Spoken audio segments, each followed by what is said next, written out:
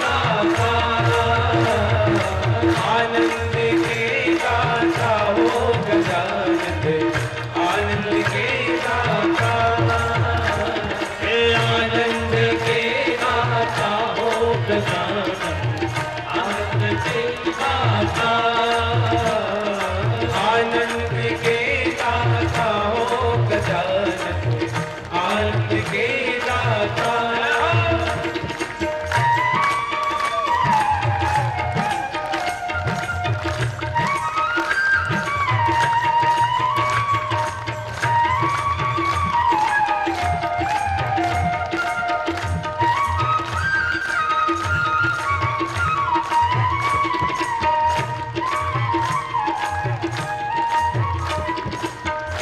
स्वामी तुलसीदास जी ने तो अपने लिए मांग लिया। थोड़ा ध्यान से देखिए वो क्या मांग रहे हैं। आप लोग भी पूरी दुनिया के 4 धाम, 12 ज्योतिर्लिंग, 52 शक्तिपीठ, चारों कुंभ के मेले, तमाम जगह जब दर्शन करने जाते हैं कुछ ना कुछ मांगते हैं, लेकिन क्या मांगना चाहिए ये देखिए, कैसे मांगना चाहिए। देखिए दुनिया में 2 चीजें हैं, श्रेय और प्रेय। प्रेय माने समस्त प्रिय लगने वाली वस्तुएं, उनको प्रेय बोलते हैं। जैसे हम सबको अपना वंश प्रिय लगता है, अपनी जमीन जायदाद प्रिय लगती है, अपना बैंक बैलेंस प्रिय लगता है, अपना रूप प्रिय लगता है, अपना बल प्रिय लगता है, अपनी संतान प्रिय लगती है, अपने मित्र प्रिय लगते हैं, अपनी आयु प्रिय लगती है। ये सब चीजें हमको प्रिय लगती है, लेकिन ये सब चीजें ऐसी हैं जिनको आपको मेंटेन रखना पड़ता है। जहां से भी ध्यान हटा वहीं से गड़बड़ हो जाती है। अगर स्वास्थ्य के प्रति आपने ध्यान हटाया तो स्वास्थ्य खराब हो जाएगा, और अगर जमीन जायदाद पे से ध्यान हटाया वो नष्ट हो जाएगी। व्यापार पे से ध्यान हटाया व्यापार नष्ट होगा, विद्या पर से ध्यान हटाया विद्या नष्ट होगी। ये जितनी भी प्रिय वस्तुएं हैं इन सबको आपको मेंटेन रखना पड़ता है। लेकिन एक चीज होती है श्रेय। श्रेय माने जब परमात्मा आपकी जिम्मेदारी ले लेते हैं, वो कहते हैं अब आपको कुछ नहीं करना, अब सब मैं करूंगा। करते हो तुम कन्हैया, मेरा नाम हो रहा है और मेरा आपकी कृपा से सब काम हो रहा है। जब परमात्मा आपकी जिम्मेदारी अपने ऊपर ले लेते हैं, और वो तब होता है जब हम उनको मांगते हैं। दुनिया में 2 प्रकार के मांगने वाले लोग होते हैं, एक जो भगवान से मांगते हैं, एक जो भगवान को मांगते हैं। एक जो कृपा मांगते हैं, एक जो करुणा मांगते हैं। कृपा में रिद्धि सिद्धि है, कृपा में अष्ट सिद्धि 9 निधियां हैं, लेकिन करुणा में परमात्मा स्वयं आपकी जिम्मेदारी उठा लेते हैं। इसलिए हनुमान जी उनको करुणा निधान कहकर संबोधित करते हैं, माता जानकी जी उनको करुणा निधान कहकर संबोधित करती है। भैया मेरा तो आपसे इतना ही निवेदन है कि हमारे गोस्वामी तुलसीदास जी तो भगवान से यही मांग रहे हैं कि हमको कुछ नहीं चाहिए प्रभु, हम तो केवल भगवान हमारे हृदय में निवास करें। मम हृदय कंज निवास कुरु कामान खल गल गंजनम, श्री रामचंद्र कृपाल भजमन हरण भव भेदा। आप देखिए जिस समय गोस्वामी तुलसीदास जी काशी में रहते थे तो रोज लोटा लेके जंगल में शौच जाते थे। उस समय तक मोदी जी नहीं आए थे, खुले में शौच पर प्रतिबंध नहीं था। गोस्वामी जी लोटा लेकर जाते थे जंगल में। तब तो घर में शौचालय भी नहीं होते थे, अब तो जहां सोच वहीं शौचालय है। तो अब जब वो लोटे में जो पानी बचता था वो रास्ते में पेड़ पड़ता था उसकी जड़ में डाल देते थे। बहुत दिन तक ये क्रम चला, उनके लोटे में जो पानी बचता था वो पेड़ की जड़ में डाल देते थे। एक दिन उनके लोटे में पानी नहीं बचा तो उनको बड़ा अजीब लगा, आज मैंने इस पेड़ में पानी नहीं डाला। तो तभी उस पेड़ पर से उन्होंने क्षमा मांगी कि भैया क्षमा करना पेड़, आज मैं तुझे पानी नहीं। तो उस पेड़ पर से प्रेत कूदा उसी समय, वो प्रेत उनके सामने प्रकट हो गया। गोस्वामी जी घबरा गए प्रेत को देखकर। उसने कहा डरो मत गोस्वामी जी, आपने मुझे बहुत पानी पिलाया है, क्योंकि प्रेत योनि जिसको प्राप्त होती है वो शुद्ध पानी नहीं पी सकता। गंगा के किनारे रहकर भी वो शुद्ध पानी नहीं पी सकता, वो अशुद्ध पानी ही पीता है। उस प्रेत ने कहा आपने मुझे लगातार इतने साल पानी पिलाया है गोस्वामी जी, मैं आपकी क्या सेवा करूं। गोस्वामी जी ने कहा क्या सेवा कर सकते हैं आप। बोले मैं आपको कई खजाने बता सकता हूँ, क्योंकि मेरे सामने लोगों ने धन लूटा और यहाँ गाड़ा, बाद में वो मर गए, खोद नहीं पाए, तो धन ऐसे ही गड़ा हुआ है। आप कहें तो मैं आपको कई सोने की मोहरें भरे हुए कलश बता सकता हूँ। गोस्वामी जी ने कहा मैं साधु इसलिए नहीं बना कि मैं धन कमाऊं, मैं साधु इसलिए बना कि मैं परम धन को कमाऊं, परमात्मा को प्राप्त करूं। क्या तुम मुझे राम दर्शन करा सकते हो? गोस्वामी जी ने उस प्रेत से कहा क्या तुम मुझे मेरे सरकार का राम दर्शन करा सकते हो? प्रेत की आंखों में आंसू आ गए। उन्होंने कहा गोस्वामी जी, अगर मैं इतना काबिल होता, अगर मैं इतना ज्ञानी होता, इतना भक्त होता, तो मैं प्रेत ही क्यों बनता? मैं तो पापी था इसलिए प्रेत बना। लेकिन प्रेतों के जो हेड ऑफ द डिपार्टमेंट है, जो प्रेतों के कैबिनेट मंत्री हैं, वो कैबिनेट मंत्रालय हनुमान जी के पास है। तो मैं आपको हनुमान जी के दर्शन करा सकता हूं, उनका पता बता सकता हूं। गोस्वामी जी ने कहा बताइए, उन्हीं का बताइए। बोले वो राम दर्शन करा देंगे।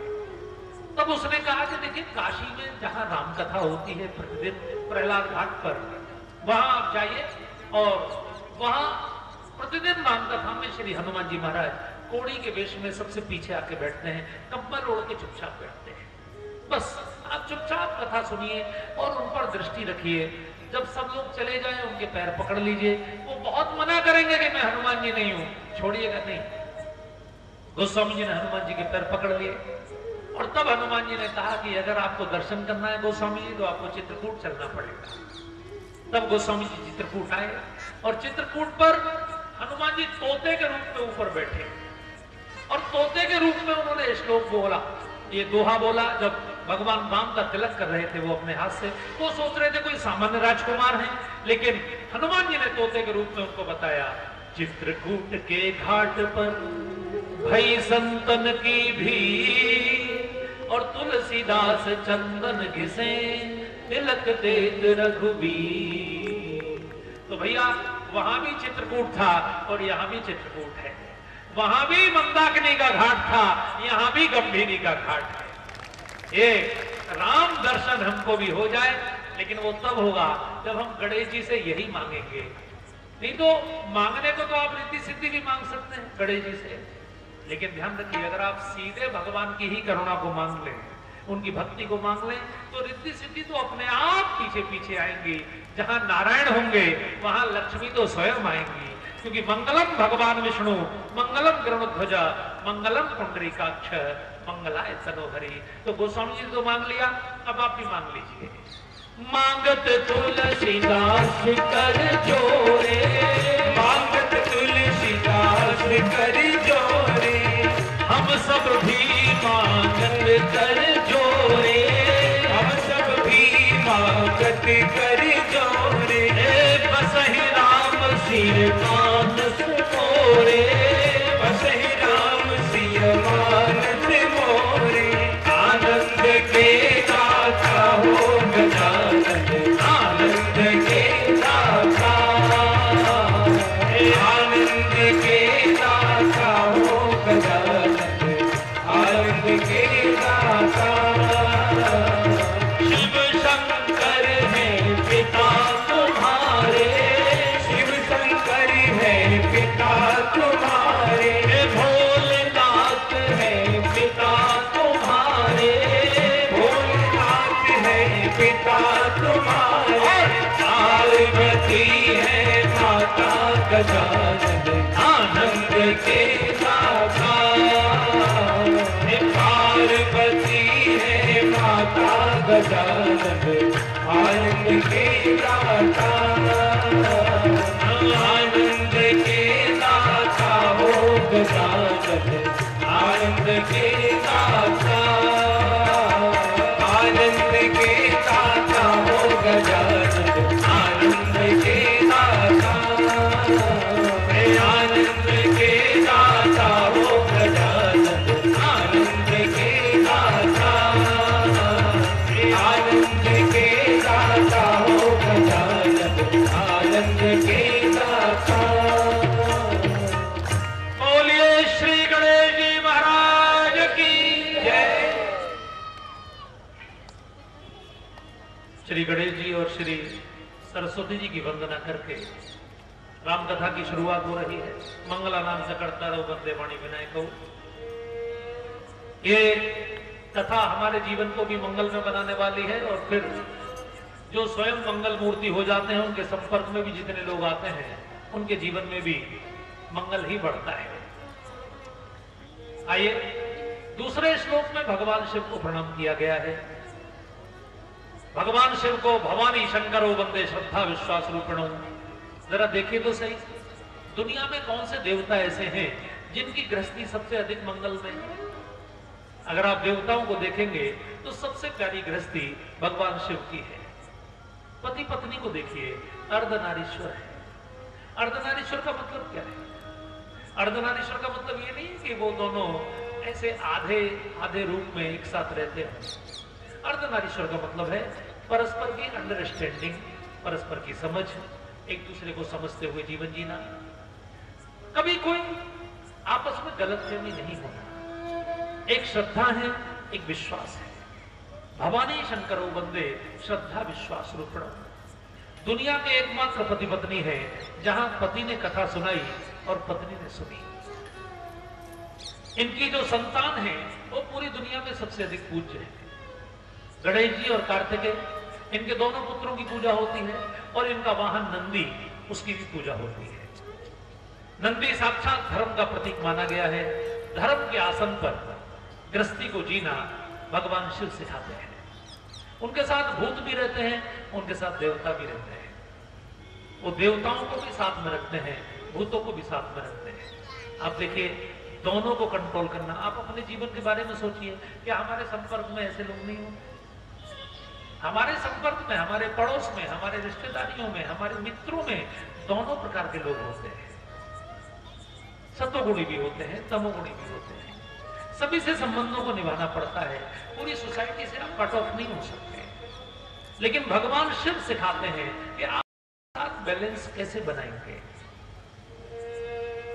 पूतन पे भूत राखे और भूत पे भभूत राखे। ये भगवान भोलेनाथ, इनको प्रणाम किया है गोस्वामी जी ने, क्योंकि इन्होंने जो कथा गाई, भगवान के 3 रूप है, ब्रह्मा विष्णु सदाशिव जानत अविवेका, प्रणवक्षर के मध्य ये तीनों एका। परमात्मा का ही रूप है भगवान शिव का, परमात्मा का ही रूप है नारायण का, परमात्मा का ही रूप ब्रह्मा जी का है। जब पिता होते हैं तो ब्रह्मा होते हैं, जब राजा होते हैं तो नारायण होते हैं, और जब गुरु होते हैं तो शिव होते हैं। पूरी दुनिया को जितनी भी विद्याएं दी हैं वो सब उन्होंने दी है, गुरु रूप में है। हमको भी जीना सिखाते हैं, और इसलिए उन्होंने रामचरितमानस हमको दिया है। ये रामचरितमानस उन्होंने पंचम वेद के रूप में हमको दिया है। चारों वेद तो चतुर्मुखी ब्रह्मा के रूप मुख से प्रकट हुए हैं। ये पंचम वेद भगवान शिव, जो स्वयं पंचमुखी माने जाते हैं, उनके मुख से प्रकट हुआ है। आइए, उनको गोस्वामी जी प्रणाम कर रहे हैं बड़े भाव से। उन्होंने ये मानस हमको दिया है, तो मन ही मन उनका ध्यान करें हम लोग। पार्वती मैया ने सुनी है और भगवान शिव ने कही है। एक बार जोर का जयकारा मेरे साथ, नमो पार्वती पते हर हर महादेव। तीसरे श्लोक में गुरु को प्रणाम किया। गुरु कौन है? वंदे बोधमयम नित्यम गुरुम शंकर रूपिणो। गुरु कौन है? बोले जो भी भगवान शिव के ज्ञान को आगे बढ़ाता है वो गुरु है। गोस्वामी जी की अपने गुरु के प्रति कितनी श्रद्धा है। आप देखिए, गोस्वामी जी के गुरु ने उनको तैयार किया है। गुरु वो होता है जो शिष्य के जीवन को गढ़ता है। कबीर ने कहा कि गुरु ऐसा होता है जो अंदर से हाथ भी लगाता है, ऊपर से डंडा भी मारता है। एक गुरु की लिमिट है, वो कितने लोगों को तैयार कर सकता है। लेकिन आज ऐसा माहौल हो गया देश में कि करोड़ों करोड़ों, लाखों लाखों अनुयायियों वाले ऐसे गुरु होने लगे, फिर बाद में झंझट होने लगे उनके साथ। हर साल कोई ना कोई स्टिंग ऑपरेशन हो जाता है। हर साल ऐसे गुरु घंटालों के कारण समाज का वातावरण भी कितना प्रभावी होता है। लेकिन गोस्वामी जी के गुरु के बारे में आप सोचिए। नरहरिदास जी महाराज 5 साल के गोस्वामी तुलसीदास को अपने साथ ले गए थे। उस बच्चे को उन्होंने ऐसे तैयार किया, उसको बार बार कथा सुना। तदपि कही गुरु 12 बार। गोस्वामी जी 17-18 साल के हुए तब तक तो इतने विद्वान हो गए कि बड़े बड़े राजा उनको हाथी पर बिठा के सवारी निकालते थे, उनके पैरों का पूजन करते थे। नहीं तो आप जानते हैं उनका जीवन कितना दयनीय था। उनके माता पिता की जन्म लेते ही मृत्यु हो गई थी। जिस समय उनका जन्म हुआ उनके मुख से राम नाम निकला। उस समय उनके पिताजी बहुत बड़े ज्योतिषी थे, उन्होंने पंचांग देखा और पंचांग में जो मुहूर्त था वो बहुत खतरनाक था। उस मुहूर्त में था कि इस मुहूर्त में जन्म लेने वाला बच्चा, उसके माता पिता जीवित नहीं बचते हैं। पिताजी ने सोचा अगर हम ही मर जाएंगे तो बच्चा भी जिंदा नहीं बचेगा, इसलिए दासी को कहा इस बच्चे को जंगल में फेंका, ये बच्चा मर जाना चाहिए, हम अपने हाथ से इसको नहीं मार सकते, हमारा बच्चा है, लेकिन इसको जंगल में फेंक दो। दासी उस बच्चे को लेने गई तो दासी का नाम था चुनिया। गोस्वामी जी की माता जी ने दासी का हाथ पकड़ लिया। पहला बच्चा था, 12 महीने मां के पेट में रहा था। 12 महीने बाद गोस्वामी जी का जन्म हुआ। मुंह में पूरे 32 दांत थे।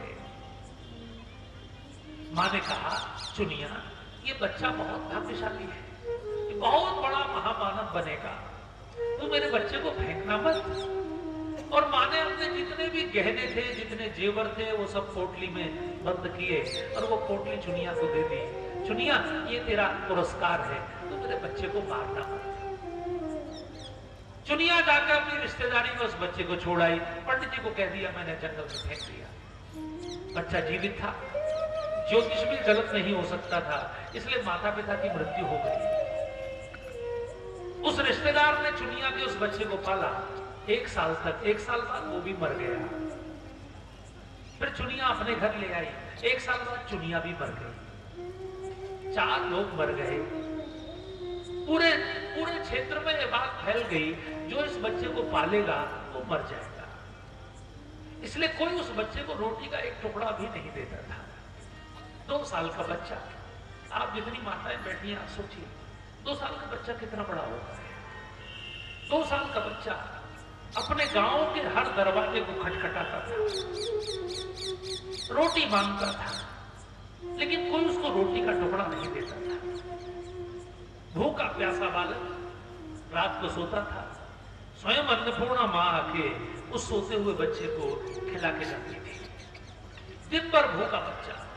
जब कोई दावत होती थी, कोई निमंत्रण होता था, लोग उसको खाना नहीं देते थे, तो जहां झूठी पत्तल फेंकी जाती थी, उन झूठी पत्तलों में जहां कुत्ते चाट रहे होते थे, उन कुत्तों के साथ वो बच्चा उन झूठी पत्तलों में से खाना ढूंढता था, उन पत्तलों को चाटता था।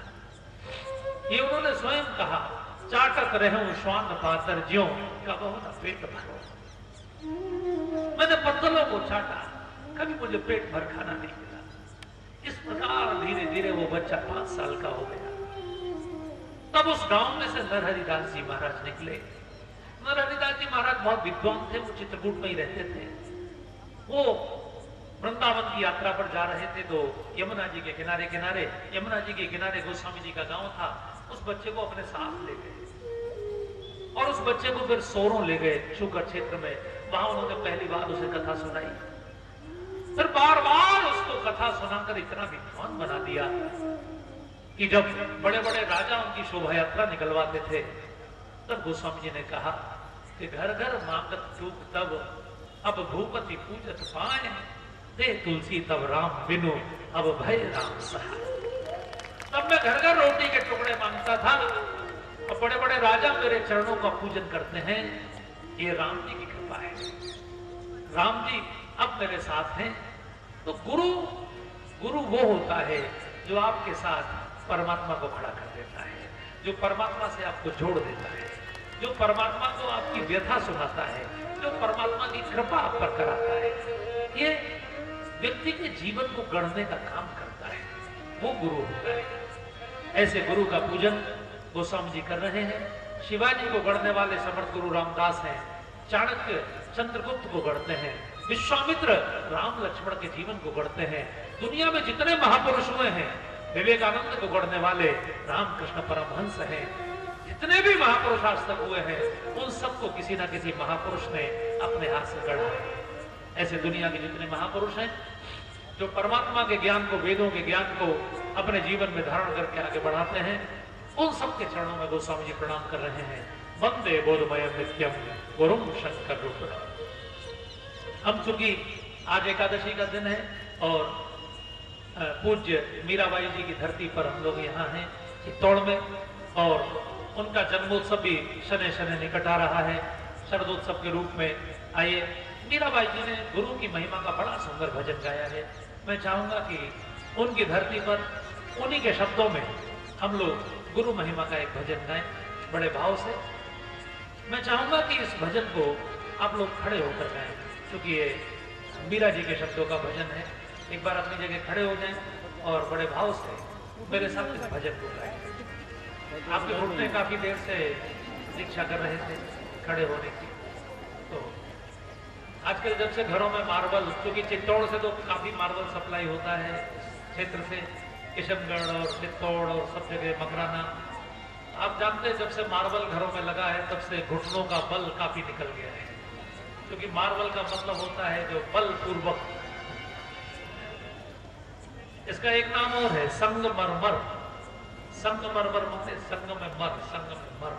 तो काफी लोग जब फिसलते हैं तो कूल्हे की हड्डी उनकी चटकती है और वो इस तरह से ही काफी मुक्त होते हैं। आइए, बड़े भाव से मीराबाई का ये भजन है, सब लोग जरा ताली बजा के मेरे साथ।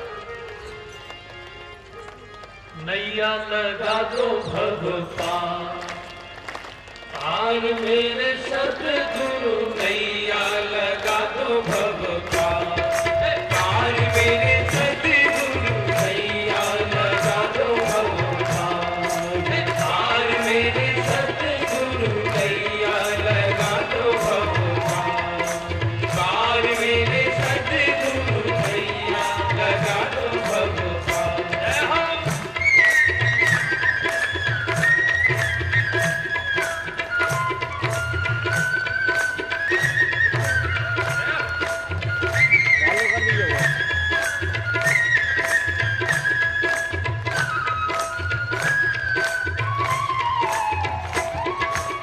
संग के साथी पार उतर गए, संग के साथी पार उतर गए, संत जना तो पार उतर गए, संत जना तो पार उतर गए।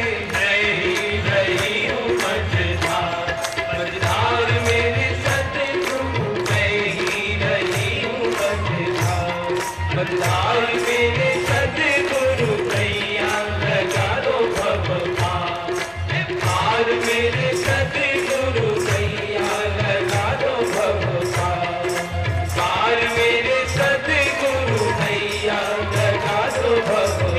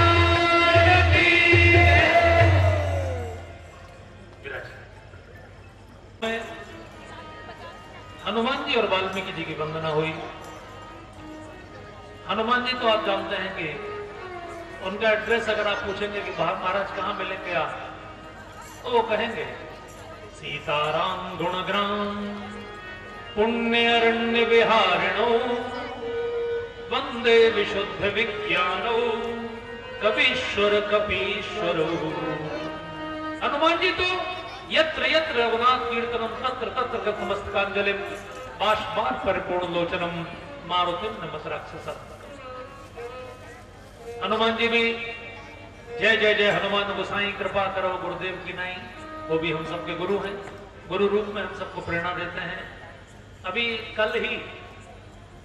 कल में परसों हनुमान जी के बहुत बड़े धाम में था। आप जानते हैं कि जो एप्पल का मोबाइल है, एप्पल की जो आईफोन की कंपनी है, उसके संस्थापक स्टीव जॉब्स जब बेरोजगार थे और जब कुछ नहीं करते थे तो वो भारत आए थे, और भारत में वो अपने एक मित्र के कहने पर आए थे। उनके एक मित्र वो बाबा नीम करोरी के शिष्य थे। नीम करोरी बाबा ये हनुमान जी इनको सिद्ध थे, और इन्होंने हनुमान जी की मूर्तियों की स्थापना चीन के बॉर्डर तक जाके की। देश में बहुत जगह उन्होंने हनुमान जी की मूर्ति मंदिर स्थापित किए, वृंदावन में भी। उनका शरीर वृंदावन में ही छूटा। तो नैनीताल और अल्मोड़ा के बीच में कैंची नाम का स्थान है, काफी बड़ा धाम है, वहां मैं परसों था।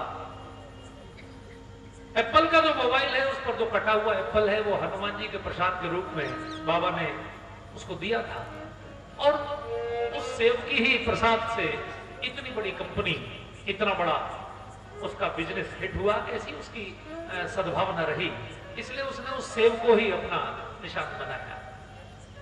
हनुमान जी सर्वत्र हैं, और हनुमान जी सबसे ज्यादा जो पसंद करते हैं, रामचरित सुनवे के रसिया राम लखन सीता मन बसिया, तुमरे भजन राम को भावे जन्म जन्म के दुख विश्राम। श्री हनुमान जी को और श्री वाल्मीकि जी को प्रणाम किया चौथे श्लोक में, क्योंकि वाल्मीकि जी, भगवान शिव ने तो ये कथा दे दी, लेकिन कथा का गायन करना, इसकी परंपरा की शुरुआत ऋषियों में वाल्मीकि ऋषि ने प्रारंभ की, इसलिए दोनों को प्रणाम किया। और फिर 5वें श्लोक में गोस्वामी जी ने भगवान श्री सीताराम को प्रणाम किया। आइए मैं चाहूंगा कि हम लोग दोनों के चरणों में प्रणाम करें, क्योंकि एक हमारे शरीर के माता पिता होते हैं और एक हमारी आत्मा के माता पिता होते हैं। आप इस बात को समझ लीजिए कि शरीर तो टेम्परेरी है, किसी का शरीर कितने दिन पृथ्वी पर रहेगा इसकी कोई गारंटी नहीं है। हमको नहीं पता कि हमारी मृत्यु कब होगी, किस क्षण होगी, कहां होगी, कैसे होगी। लेकिन आत्मा की मृत्यु नहीं होती, शरीर का जन्म होता है इसलिए शरीर की मृत्यु होती है।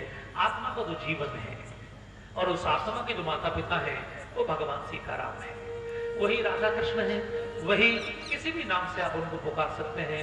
नाम के चक्कर में मत पड़िए, नाम जो आपको इच्छा हो वो लीजिए। कई बार लोग नाम के चक्कर में पड़ जाते हैं। अरे नाम जो आपको पसंद हो। अब हमारे सांवरिया सेठ के कितने नाम हैं, जरा सोचिए। वृंदावन में आप आएंगे तो मीराबाई जी ने वृंदावन में 15 वर्ष बिताए थे। उन्होंने कहा, घर घर तुलसी ठाकुर सेवा, दर्शन गोविंद जी को, आलीरी मोहे लागे वृंदावन जी को। घर घर में ठाकुर जी की सेवा, और हर घर के ठाकुर जी का नाम अलग। बांके बिहारी, छैल बिहारी, चैन बिहारी, बेचैन बिहारी, कुंज बिहारी, निकुंज बिहारी, ललता बिहारी, राधा बिहारी, यमुना बिहारी, पुलिन बिहारी, इतने बिहारी, कितने भी नाम रखूंगा। भगवान शिव के कितने नाम हैं, 12 ज्योतिर्लिंग हैं, सबके नाम अलग अलग हैं। तो परमात्मा तो एक ही है, उसको किसी भी रूप में आप पुकारिए। मीराबाई भगवान के जिस रूप की उपासना करती थी वो रूप कौन सा था? गिरिराज जी को उठाने वाला रूप। मेरे तो गिरधर गोपाल दूसरों न कोई।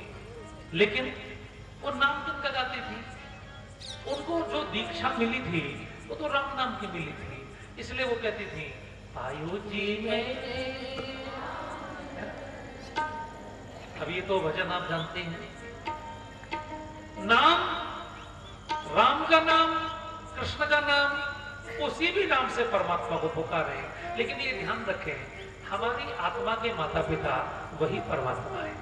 तो वही जो माता के रूप में है तो जानकी जी के रूप में है, पिता के रूप में है तो राम जी के रूप में है। सुमित्रा माँ ने लक्ष्मण जी को जब भगवान के साथ वनवास में भेजा तो भगवान ने लक्ष्मण जी को कहा था कि माँ से विदा मांग के आओ। लक्ष्मण जी गए तो माँ ने कहा मैं तो तेरी माँ नहीं हूं, तू तो असली माँ के साथ जा रहा है बेटे, मैं तेरे शरीर की माँ हूं। शरीर की माँ तो एक जन्म की होती है, लेकिन आत्मा की माता पिता तो परमानेंट है। तू परमानेंट माता पिता की सेवा में जा रहा है। तात तुम्हारी मात वैदेही, पिता राम सब भांति सने। जिस समय भगवान नरसिंह के रूप में प्रकट हुए, हिरण्यकश्यप को फाड़ रहे थे, उस समय लोगों ने प्रहलाद से कहा, अरे भाई आपको शर्म नहीं आ रही प्रहलाद जी, आपकी आंखों के सामने आपके पिताजी को फाड़ रहे हैं। प्रहलाद ने कहा मैं दोनों को जानता हूं, एक पिताजी है और एक परम पिताजी है। एक टेम्परेरी वाले पिताजी हैं, एक परमानेंट वाले पिताजी हैं। एक शरीर के पिताजी हैं, एक आत्मा के पिताजी हैं। इसलिए जो हम सब की आत्मा के माता पिता हैं, वो हमारे जन्म लेने से पहले भी हमारे पिता थे और हमारे शरीर छोड़ने के बाद भी हमारे माता पिता वही रहने वाले हैं। ऐसे हमारे भगवान श्री सीताराम के चरणों में गोस्वामी जी प्रार्थना कर रहे हैं, लेकिन पहले उन्होंने माता जानकी के चरणों में प्रार्थना की है। लोगों ने पूछा गोस्वामी जी पहले राम जी के चरणों में प्रार्थना क्यों नहीं की? गोस्वामी जी ने कहा देखो भैया, घर में जो पिताजी होते हैं ना, वो कभी भी गंदे बच्चे को गोदी में नहीं लेते हैं। आप जितने भी बैठे हैं, आखिर आप सब पिताजी भी रहे हैं, दादाजी भी हैं, तो आप जरा अपने घर में देखिए, आपका बच्चा अगर आपकी गोदी में नंबर 1 वाला कार्यक्रम कर दे और साथ में नंबर 2 भी कर दे, तो आप क्या करते हैं? एकदम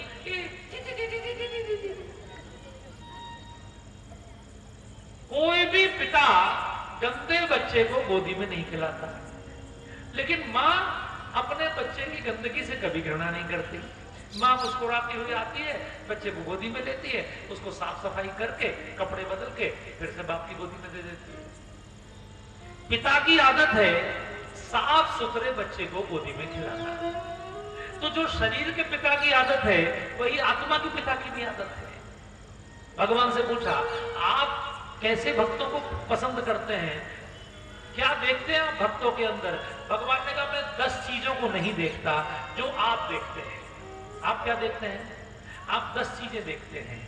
जाति पाति गुण धर्म बढ़ाई, जाति पाति गुण धर्म बढ़ाई, धन बल परिजन गुण चतुराई, धन बल परिजन गुण चतुराई। किसी भी व्यक्ति को चुनते समय उसकी 10 चीजों को देखते हैं। कभी उसकी जाति देखते हैं, कभी उसका स्टेटस देखते हैं, पापी कौन सी पंक्ति का है, सुपर क्लास है कि फर्स्ट क्लास है कि थर्ड क्लास है कि सेकंड क्लास है। कभी उसका धन देखते हैं, कभी उसका बल देखते हैं, कभी उसके गुण देखते हैं, कभी उसकी होशियारी देखते हैं। लेकिन भगवान इनमें से कोई चीज नहीं देखते। भगवान कहते हैं मेरे लिए बेकार की बातें हैं ये सब। मैं जानता हूं कि सब अपने अपने कर्मों का फल भोगते हैं। मैं तो भक्ति के लिए मनुष्य के अंदर केवल एक चीज देखता हूं, उसका मन। बोले कैसा मन आपको प्रिय है? भगवान ने कहा निर्मल मन जन सो मोहि पावा, निर्मल मन जन सो मोहि पावा, मोहि कपट छल छिद्र न भावा, मोहि कपट छल छिद्र न भावा। निर्मल मन मुझे प्रिय है, इसलिए बिल्कुल शबरी जैसी भोली भाली भी भगवान को प्राप्त करती है, केवट भी प्राप्त करता है, सब प्राप्त करते हैं। चाहे सैन नाई हो, चाहे सदन कसाई हो, सब भगवान को प्राप्त करते हैं। निर्मल मन, निर्मल मन किसका होता है? निर्मल मन कौन करेगा? माँ करेगी, क्योंकि बच्चे को साफ कौन करेगी? माँ करेगी। बुद्धि में जितनी गंदगी है उसको कौन दूर करेगी? माँ करेगी। क्योंकि बुद्धि आत्मा का हिस्सा है, तो आत्मा की मां मन, बुद्धि, चित्त और अहंकार को निर्मल करने का काम करती है।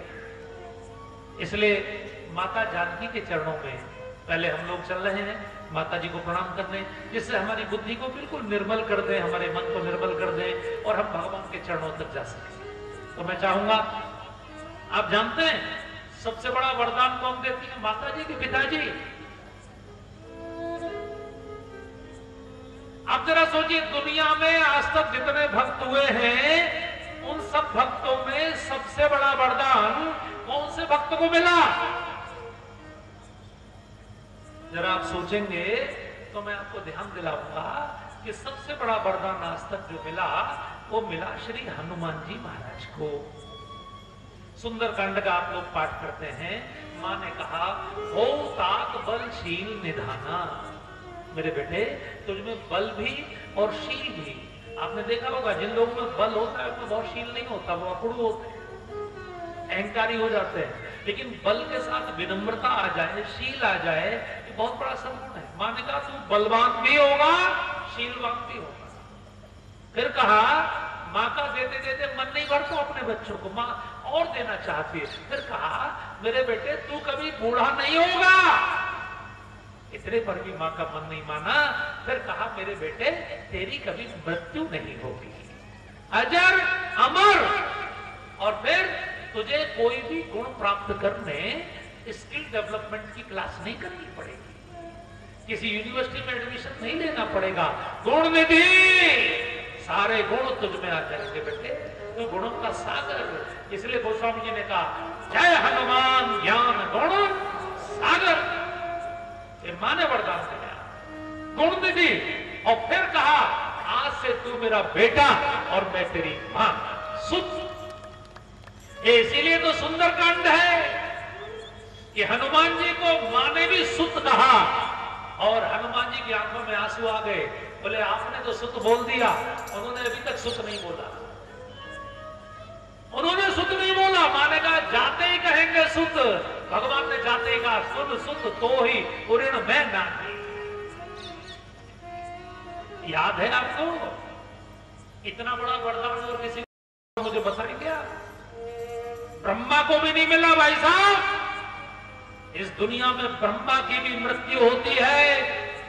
भगवान ने भगवद गीता में अर्जुन को कहा, ब्रह्मा भी अपने 100 वर्ष पूरे करने के बाद समाप्त होता है अर्जुन, फिर मैं नए ब्रह्मा की सृष्टि करता हूं। ये हरि अनंत, हरि कथा अनंता है। लेकिन हनुमान जी की मृत्यु नहीं होती क्योंकि मां का आशीर्वाद हमको मिला। आइए जरा मां ने क्या आशीर्वाद दिया, एक बार इस चौपाई को गाइए। अजर अमर गुण निधि सुत हो, अजर अमर गुण निधि सुत हो, करही बहुत रघुनायक छो, करही बहुत रघुनायक छो। अष्ट सिद्धि नव निधि के दाता, अष्ट सिद्धि नव निधि के दाता। असबर दीन जानकी माता, असबर दीन जानकी माता। मां की कृपा जिस पर हो जाए भाई साहब। मां केवट पर प्रसन्न हो गई थी, क्योंकि केवट की बात सुनकर, सुन केवट के बैन प्रेम लपेटे अटपटे बेहसे करना है। भगवान इतनी जोर से हंसे तो मां को केवट बहुत अच्छा लगा, क्योंकि वो जानती थी कि 3 दिन से मेरे प्रभु शोक में हैं, अपने पिताजी को रोता छोड़कर आए, सारी अयोध्या को रोता छोड़कर आए, आज केवट ने मेरे प्रभु को हंसा दिया। मां इतनी प्रसन्न हो गई कि केवट को अंगूठी ही उतार के दे दी और उसी से केवट अमर हो गया। केवट का गुणगान पूरी दुनिया रामायण में आ गया। मां जटायु पर प्रसन्न हो गई थी, तो जटायु रामायण में परम बड़भागी हो गए।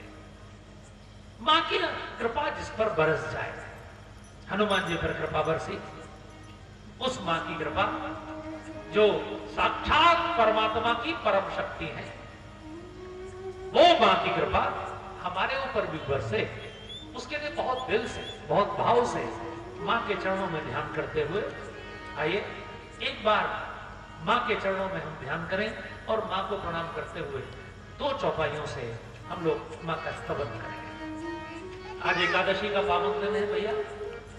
आज एकादशी में भगवान को पुकारने का बड़ा विशेष महत्व होता है और हम लोग भगवान श्री सीताराम को पुकार रहे हैं। बहुत भाव से मैं आपसे आग्रह करूंगा, इन चौपाइयों के एक एक शब्दों को आप बहुत प्रेम से करें। जनक सुता जननी जानकी, जनक सुता जननी जानकी, अतिशय प्रिय करुणा निधान की, अतिशय प्रिय करुणा निधान की। आगे जुग पद कमल बनावो, आगे जुग पद कमल मनावो, जासु कृपा निर्मल मति पायो, जासु कृपा निर्मल मति पायो। माता जानकी के चरणों में प्रणाम करने के बाद भगवान श्री राम के चरणों में प्रणाम किया है। परमात्मा इलेक्शन का सब्जेक्ट नहीं है, he is the subject of selection. हम उनको इलेक्ट नहीं कर सकते, वो हमको सेलेक्ट करेंगे। करोड़ों में से पता नहीं किसको सेलेक्ट करेंगे, किस पर उनकी कृपा बरसेगी। हम दुनिया में जितने भी अनुष्ठान करते हैं, जह लगी साधन वेद बखानी, सब कर फल हरि भगति बाबा। लेकिन आप देखते हैं कांवड़ के मेले में कितने लोग जाते हैं, आप देखते हैं कुंभ के मेलों में कितने लोग जाते हैं, आप देखते हैं दुनिया के तीर्थों में कितने लोग जाते हैं, लेकिन भक्ति किसको प्राप्त होती है? भक्ति तो करोड़ों में से किसी एक को प्राप्त होती है और वो हमारे वश में नहीं है। वो तो जिसमें परमात्मा जिसको सेलेक्ट करे। सोई रघुनाथ भगत श्रुति गाई, राम कृपा काहू एक पाई। तो वो परमात्मा श्री राम के रूप में पृथ्वी पर आए थे, वही वामन बनकर आए थे, वही नरसिंह बनकर आए थे, वही कृष्ण बनकर आए थे, वही परशुराम जी के रूप में आए थे, वही बारह के रूप में आए थे। वो परमात्मा कब किस पर कृपा बरसाने आ जाए, उनको कोई नहीं रोक सकता। वो जब चाहे, जहां चाहे, जैसे चाहे वैसे कृपा कर सकते हैं। वो हमेशा, हम लोग उन्हीं की गोद में तो हैं। जरा सोचिए, ऑक्सीजन के रूप में कौन बह रहा है? अगर 30 सेकंड आपको ऑक्सीजन ना मिले तो आपका जीवन बचेगा क्या? आपके अंदर आत्मा के रूप में कौन बैठा है? अगर ये आत्मा निकल जाए तो मेरे शरीर को मेरे घर वाले 12 घंटे भी घर में नहीं रखेंगे, शमशान पहुंचा देंगे। ये जल के रूप में कौन प्रवाहित हो रहा है? ये पूरा ब्रह्मांड किसके रूप में प्रकट हुआ है? जिसने अर्जुन को अपना विराट स्वरूप दिखाया और कहा कि सबके रूप में मैं ही तो प्रकट हुआ।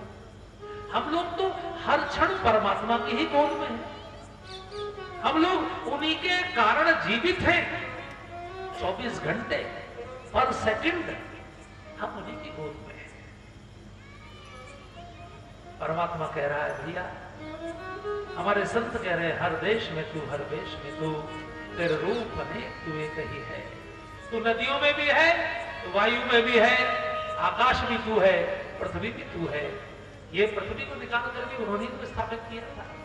इसलिए सवेरे जब हम उठते हैं तो समुद्र वसने देवी पर्वत स्तन मंडले विष्णु पत्नी नमस्तुभ्यम पाद स्पर्शम क्षमस्व। और कितना किया? 29%, 71% तो अभी भी पानी में डूबी हुई है। ओनली 29% हमारे लिए पृथ्वी को निकाल के स्थापित किया। इसलिए पृथ्वी को भूदेवी बोलते हैं। वो परमात्मा वही राम के रूप में आए और वो सब भक्तों पर कृपा तो करते हैं, लेकिन जो भक्त उनको समर्पित करके जीवन जीते हैं उन पर उनकी विशेष कृपा बरसती है। विशेष तदपि करहि सम विषम विहारा, भगत अभगत हृदय अनुसार। आप जब उनका गुणगान करते हैं, आप जब उनको समर्पित करके जीवन जीते हैं, तो वो विशेष कृपा बरसाते हैं।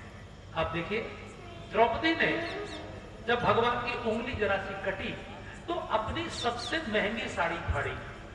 माताओं को ये बात पता है कि जिस दिन उनके घर में कोई बड़ा फंक्शन होता है, कोई बड़ा उत्सव होता है, उस दिन वो सबसे महंगे वाले वस्त्र पहनती हैं, अपने सबसे महंगे गहने पहनती हैं। जिस दिन द्रौपदी का गृह प्रवेश था, और वो भी ऐसे घर का गृह प्रवेश जो दुनिया में सबसे महंगा घर था।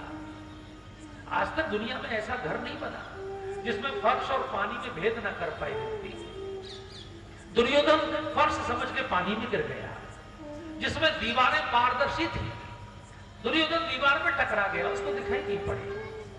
इतना महंगा घर बना, इतना बड़ा यज्ञ हुआ, रायसू यज्ञ, और उसमें द्रौपदी बैठी थी।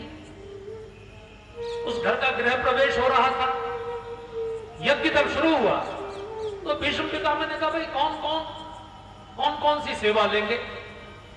भीम को रसोई की सेवा दी गई, क्योंकि जो अच्छा खाएगा कोई तो अच्छा खिलाएगा। अब अगर आप किसी को डायबिटीज हो और उसको आप रसोई का इंचार्ज बना देंगे तो खीर में चीनी भी नहीं पड़ने देगा, ठीक है, हलवा बन पाएगा। किसी को हार्ट की बीमारी हो और आप उसको रसोई का इंचार्ज बना देंगे तो घी भी नहीं पड़ने देगा। तो जो अच्छा खाएगा वो अच्छा खिलाएगा, इसलिए रसोई की सेवा भीमसेन को दी गई और दान की सेवा कर्ण को दी गई। अब देखिए युधिष्ठिर कितने समझदार हैं।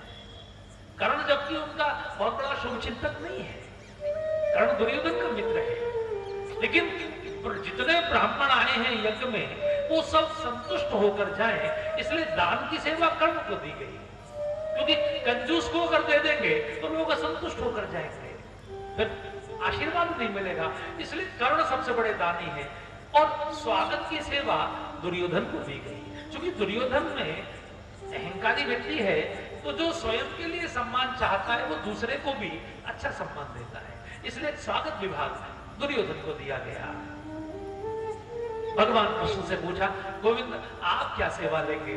गोविंद ने कहा, सबकी झूठी पत्तल और सबकी चप्पल उठाने की सेवा ये मैं लूंगा, सबकी पादुकाओं की सेवा, सबकी पत्तलों की सेवा।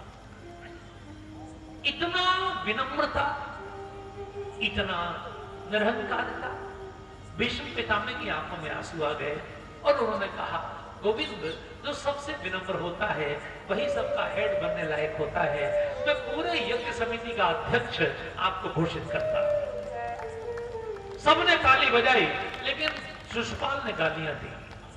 अब शिशुपाल का पुराना हिसाब किताब था, क्योंकि रुक्मिणी से शादी करने वो गया था और भगवान हरण करके ले गए थे। कई लोगों के पुराने हिसाब किताब होते हैं, लेकिन वो निकालते किसी दूसरे मौके पर है। आपने देखा होगा, किसी बात पे और दूसरी पे नाराज होते और किसी दूसरी बात का बहाना लेकर वो गालियां देते हैं। शिशुपाल ने गालियां दी, भगवान सुनते रहे। बुआ को जो वचन दिया था 100 गाली सुनने का, और जब 108 गाली हो गई तब सुदर्शन उठाया। अब सुदर्शन चक्र चलाने में तो वो एक्सपर्ट है, उनका नाम ही चक्रधारी है, चक्रपाणी है। लेकिन उस दिन पता नहीं कैसे उनकी उंगली कट गई, थोड़ी सी उंगली कट गई, वैसे कभी नहीं कटी। उनको द्रौपदी की परीक्षा लेनी थी। द्रौपदी सिंहासन पर थी। द्रौपदी उस समय दुनिया की सबसे बड़ी महारानी थी। द्रौपदी के पांचों पति पूरी दुनिया को जीत चुके थे, चारों दिशाओं में दिग्विजय कर चुके थे। दिग्विजय करने के बाद रायसू यज्ञ हो रहा था। सारी दुनिया के राजा पांडवों के चरणों में भेंट समर्पित करने आए हुए थे। द्रौपदी संसार की सबसे बड़ी महारानी थी। उस दिन उन्होंने दुनिया की सबसे महंगी साड़ी पहनी थी। गोविंद की उंगली कटी। हालांकि जहां इतने बड़े वीआईपीज होते हैं वहां डॉक्टरों की भी टीम होती है, एम्बुलेंस भी होती है, सारे साधन होते हैं, लेकिन किसी भी डॉक्टर को नहीं पुकारा। द्रौपदी 1 सेकंड में सिंहासन से कूदी, अपनी साड़ी फाड़ी, 1 सेकंड में सारी क्रिया हुई और साड़ी को फाड़ के उसकी पट्टी गोविंद की उंगली में बांधी। भगवान की आंखों में आंसू आ गए। भगवान ने कहा, द्रौपदी तूने अपनी साड़ी फाड़ी, तेरी साड़ी के एक एक धागे की कीमत न चुकाई तो मेरा नाम कृष्ण नहीं। हालांकि उस दिन द्रौपदी को लगा होगा कि मुझे क्या इनकी आवश्यकता पड़ेगी, अब तो मैं पूरी दुनिया की सबसे बड़ी महारानी हूं। लेकिन टाइम किसी भी आदमी का बदल सकता है। एक समय ऐसा भी आया जब द्रौपदी के पांचों पति जुए में हार गए, द्रौपदी को भी हार गए। द्रौपदी की साड़ी खींचने लगी भरे दरबार में। और तब द्रौपदी ने गोविंद को पुकारा और साड़ी की जो पट्टी फाड़ी थी उसके बदले में गोविंद ने साड़ी के ढेर लगा दिए। गोविंद का एक अवतार साड़ी का भी हो गया। नारी बीच साड़ी है कि साड़ी बीच नारी है, नारी ही की साड़ी है कि साड़ी ही की नारी है। लोगों ने पहली बार देखा कि परमात्मा साड़ी के रूप में प्रकट हुए। 3,500 किलोमीटर दूर द्वारका से मेरठ पश्चिमी उत्तर प्रदेश में, वहां हस्तनापुर है, वहां परमात्मा प्रकट हुए। आप अगर कथा सुनने आते हैं और अगर आप 3 घंटे खर्च करते हैं उनके लिए, ये मत समझिएगा कि ये 3 घंटे आपके बेकार जाते हैं। आप 3 घंटे खर्च करते हैं, परमात्मा आपके लिए 300 दिनों का उपहार अपनी ओर से प्रदान करें। आप परमात्मा की सेवा में धन लगाते हैं, समय लगाते हैं, तन लगाते हैं, वो किसी की एक पाई रखते नहीं है, किसी का 1 सेकंड रखते नहीं है, हजारों गुना करके उसको वापस करते हैं। ऐसा उनका स्वभाव है। भक्तों की विपत्ति को नष्ट करने को वो हमेशा तैयार बैठे हैं। इसलिए गोस्वामी जी ने उनकी बहुत सुंदर वंदना की है 2 चौपाइयों में। आइए, काय से वंदना की है जरा ध्यान से देखिए। कोई फूल नहीं चढ़ाया, कोई फल नहीं चढ़ाया, कोई रुपया पैसा नहीं चढ़ाया। 3 वस्तुओं से उनकी पूजा की, अपने मन से यानी मन की भावनाएं, अपनी वाणी से और अपने कर्म से। हमारे पास यही 3 चीज अपनी है, बाकी तो सब हम बाहर से अरेंज करते हैं। पुण्य मन वचन करम रघुनायक, पुण्य मन वचन करम रघुनायक,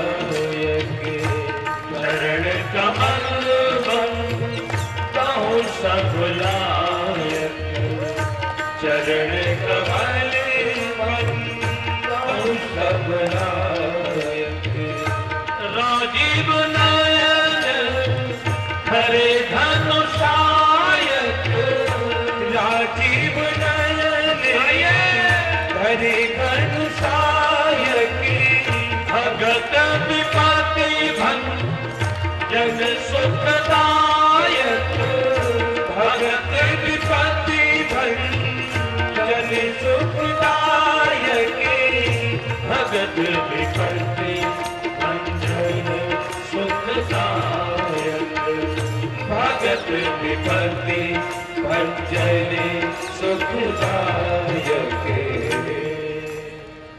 चाहे वो गज को ग्रह के मुख से छुड़ाना हो, चाहे प्रहलाद की खंबा फाड़ के नरसिंह के रूप में रक्षा करनी हो, चाहे जलती हुई अग्नि में से प्रहलाद को बचाना हो, वो परमात्मा अपने भक्तों की विपत्तियों को नष्ट हमेशा करते हैं, उनको सुख प्रदान करते हैं।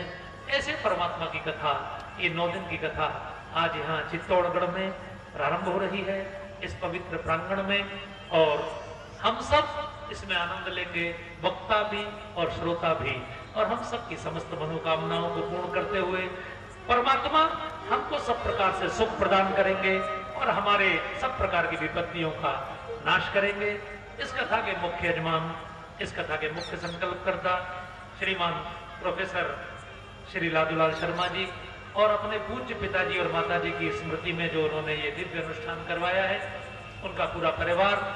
उनसे जब मेरी भेंट हुई तो उनके मन में बहुत कई वर्षों से संकल्प था, लेकिन अभी इसी वर्ष भीलवाड़ा में अपने आदरणीय श्री सुरेश राजोरा जी जो कोटा यूनिवर्सिटी से अभी रिटायर हुए हैं, अभी चित्तौड़ में ही जो जिनका निवास है, उनके कमर साहब श्री अनुपम जी आज यहाँ आए हैं। और जयंती जो आप देखते थे पिछली जो 3 कथाएं चित्तौड़ में हुई, उनका संचालन जयंती जी ने ही किया। तो अनुपम जी और जयंती जी ने बड़ी सुंदर भागवत कथा का आयोजन अभी भीलवाड़ा में कराया था। और वहीं आदरणीय श्री लादूलाल शर्मा जी भाई साहब ने ये इच्छा व्यक्त की कि हम यहाँ चित्तौड़ में आयोजन करें। मैंने कहा ये तो बहुत अच्छी बात है। और ये भगवान राम की ही कृपा हुई कि उन्होंने गंभीर नदी के तट पर अपने चित्रकूट में एक कथा सुनने की प्रेरणा, इस आयोजन की प्रेरणा श्री शर्मा जी को दी। तो ये उपाध्याय परिवार के द्वारा जो आयोजन संपन्न हुआ, ये जो हो रहा है आज उसका पहला दिन है। 9 दिन का ये पूरा आयोजन हमको सब प्रकार का सुख प्रदान करे और सब प्रकार की भगवान हमारी मनोकामनाओं को पूर्ण करें, हमारी सब विपत्तियों को नष्ट करें। ऐसे भगवान के चरणों में, श्री सीताराम जी के चरणों में बारंबार प्रणाम करते हुए आज प्रथम दिन की कथा को हम विराम देते हैं। वैसे तो कथा का समय 7 बजे से 10 बजे तक है, लेकिन चूंकि आज माताएं 4:30 बजे से ही तैयार होकर आ गई थी। आज चूंकि कलश यात्रा थी, पहले दिन 5 बजे से माताएं बिल्कुल तैयार थी कलश यात्रा के लिए, इसलिए आज थोड़ा सा आधा घंटा पहले हम कथा को विराम दे रहे हैं। और अब हम लोग स्तुति करेंगे बड़े भाव से और फिर हम आरती करेंगे। मेरे साथ स्तुति गाएंगे सब लोग, आप सबको याद ही है, प्रेम से गाएंगे। हे ईश सब सुखी हो, कोई न हो दुखारी, सब हो निरोग भगवन, धन धान्य के भंडारी। सब भद्र भाव देखे, सन्मार्ग के पथिक हो, दुखिया न कोई होवे, सृष्टि में प्राणधारी। हे ईश सब सुखी हो, कोई न हो दुखारी। सुखी बसे संसार सब, दुखिया रहे न को, यह अभिलाषा हम सबकी भगवन पूरी हो। विद्या बुद्धि तेज बल सबके भीतर हो, दूध पोत धन धान से वंचित रहे न को। आपकी भक्ति प्रेम से वन हो भरपूर, आपकी भक्ति प्रेम से वन हो भरपूर। राग द्वेष से चित मेरा हो सौभाग्य हो, मिले भरोसा आपका हमें सदा जगती।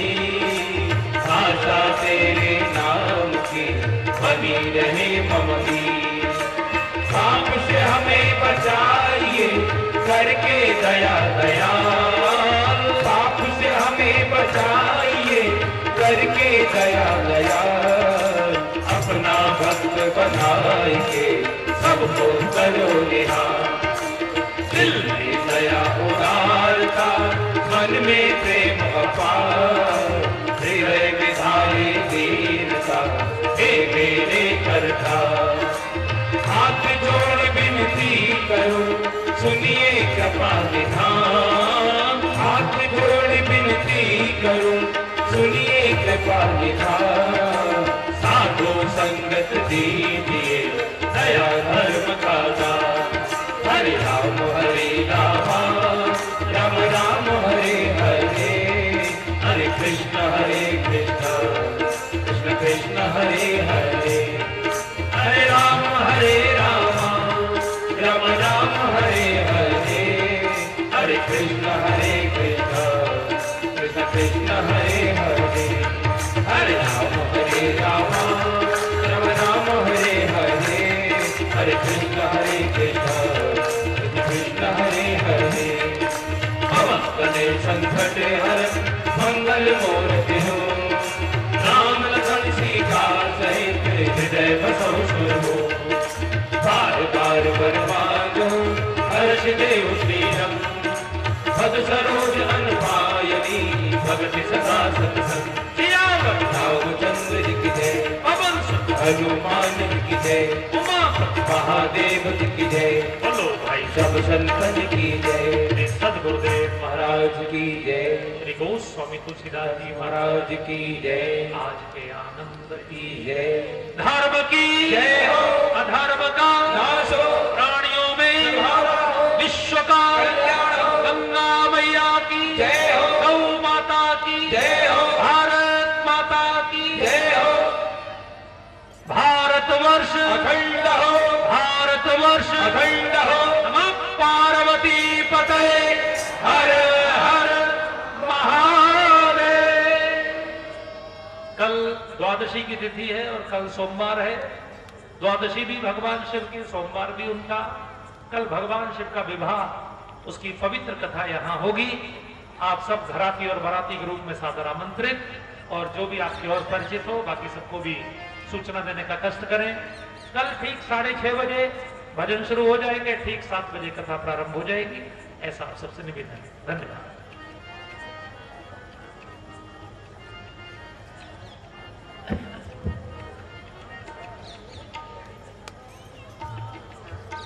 अपने परिवार, उपाध्याय परिवार के जो समस्त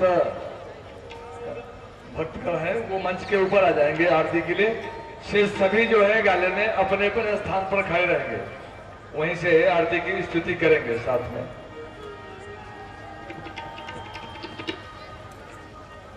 सभी लोग खड़े हो जाएं अपने स्थान पर। आरती की थाली इधर लाओ। श्री रामचंद्र कृपालु भज मन अरण भव भयदारुणम् नव कंजे लोचन कंजे मुख कर कंज फल कंजारुणम् कंदर्प अगणित अमित छवि नव नील नीरद सुंदरम् पटपीत माधव तड़ित रुचि सुचि नौमित सुखावरम् भजोदीने बंधु दिनेश दानव दैत्य वंश निकंदन रघुनंद आनंद कंद कौशल चंद्र दशरथ नंदनम तेरे मुकुट कुंडल तिलक चारु उदार अंग विभूषणम् आजानु भुज सरचाप धरि संग्राम सिल कर घोषणम् इते वदति तुलसीदास शंकर शेष मुनि मनरंजनम् मम हृदय चंचल निवास कुरु आमादि थल तल गंजनम् श्री रामचंद्र कृपालु भज मन भव भयदारुणम् शीतलीकरणा तदेवाग्निस्तदादित्यद्भुतमाय चन्द्रमाः तदेव शुक्रं ब्रह्मदा आवस प्रजात्मा विवन्दनं च हस्तौ प्रक्षाल्य मन्त्रपुष्पाञ्जलिः हरिः ओम् यज्ञेन यज्ञमयजन्त देवान् तानि धर्माणि प्रथमान्या सन्ना देहनाकं महिमानः सजन्त यत्र पूर्वे साध्याः शन्तिरेवाः हरिः ओम् राजाधिराजाय प्रसह्य साहिने नमो वयं वै श्रवणाय कुर्महे सवे कामान् कामकामाय मह्यं कामेश्वरो वै श्रवणो ददातु कुबेराय वै श्रवणाय हरिः ओम् एकदन्ताय विद्महे वक्रतुण्डाय धीमहि तन्नो दन्ति प्रचोदयात् हरिः ओम् कात्यायन्यै च विद्महे कन्याकुमार्यै च धीमहि तन्नो गौरी प्रचोदयात् हरिः ओम् तत्पुरुषाय विद्महे महादेवाय धीमहि तन्नो रुद्रः दाशरथाय विद्महे जानकी वल्लभाय धीमहि तन्नो रामः प्रचोदयात् हरिः ओम् जनकात्मजायै च विद्महे रामप्रियायै च धीमहि तन्नो सीते प्रचोदयात् हरिः ओम् आञ्जनेयाय विद्महे रामदूताय धीमहि तन्नो हनुमत् प्रचोदयात् हरिः ओम् हंस हंसाय विद्महे परमहंसाय धीमहि तन्नो गोस्वामी तुलसीदास प्रचोदयात्। सेवन्दिका बकुलजं भगवाटलाब्जे पुन्नागजाति करवे रसाल पुष्पैः बिल्वात् प्रवाल तुलसी दलमाञ्जरे त्वां पूजयामि जगदे स्वर मे प्रसीदा। नाना सुगन्ध पुष्पाणि यथा कालोद्भवानि च पुष्पाञ्जलिर्मया दत्ता गृहाण परमेश्वर। पूर्वास्व श्री सीतारामाभ्यां नमः। श्री वाङ्मय मूर्तये नमः। मंदपुष्पाञ्जलिं समर्पयामि नमस्करोमि। परिक्रम्य एक परिक्रमा करें सभी। आप सभी लोग जहाँ अपने स्थान पर दाहिने हाथ की ओर घूम जाएं एक बार, तो आपकी एक परिक्रमा हो जाए। यानि कानि च भागानि जन्मान्तर्गतानि च तानि सर्वाणि पुनश्चन्द्रो प्रदक्षिणायां पदे पदे। सभी को राम राम, जोर से बोलिए राम राम। पूज्य व्यास जी महाराज की जय। 22 नंबर को तो बरेगो वाला शायद, सेकंड नंबर को भी फूल यस करो देखियो खत्म कर देना। कोई कंप्लीट भी है, कोई नहीं है कि कंप्लीट हो जाएगा मैंने कब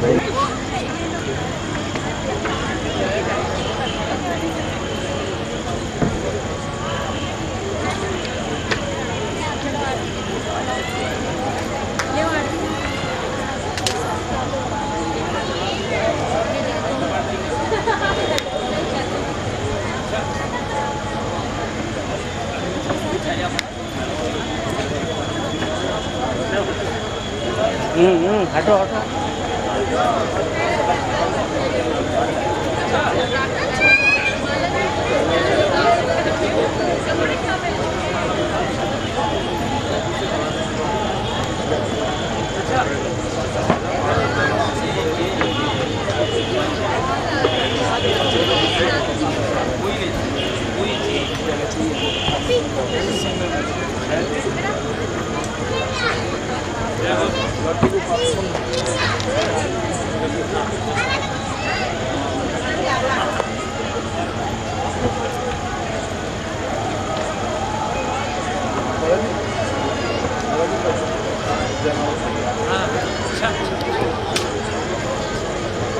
लगा।